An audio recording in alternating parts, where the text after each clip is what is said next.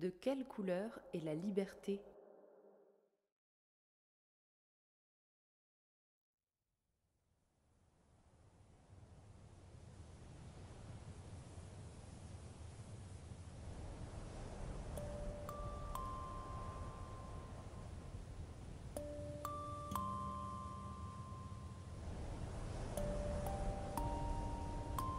Pour se rassembler, faut-il tous se ressembler?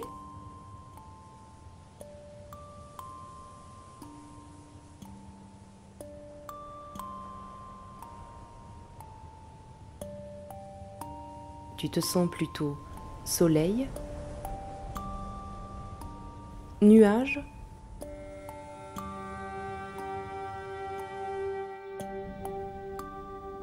ou orage aujourd'hui? Pourquoi?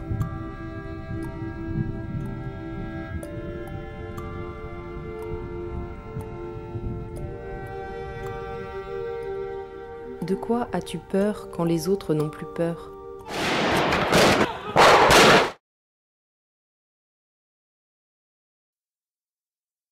Peut-on souhaiter que quelqu'un meure?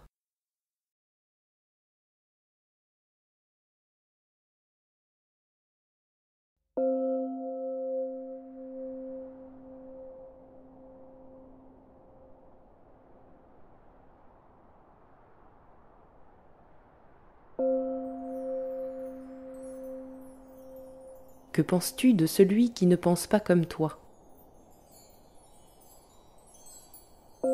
Si tu devais crier, où le ferais-tu? Peut-on nous interdire de rire? À quoi ça sert de parler plusieurs langues? Est-ce qu'il faut toujours dire ce que l'on pense? Est-ce que tu as besoin de quelqu'un? Si tu devais rencontrer Dieu, que lui dirais-tu? Est-il nécessaire d'avoir du crédit pour pouvoir prendre la parole?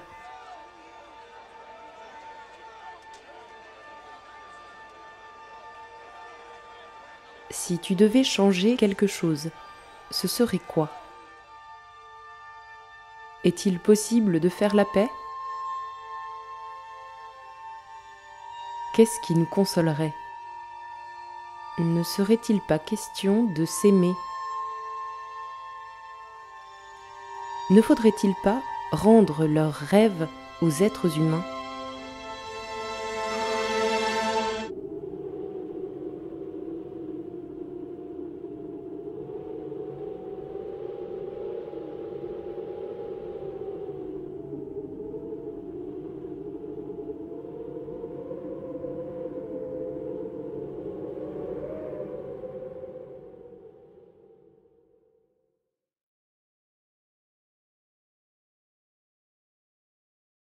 Il y a eu un temps où critiquer, c'était gueuler dans le vide, où c'était critiquer un gouvernement sur lequel on savait qu'on ne pouvait pas agir.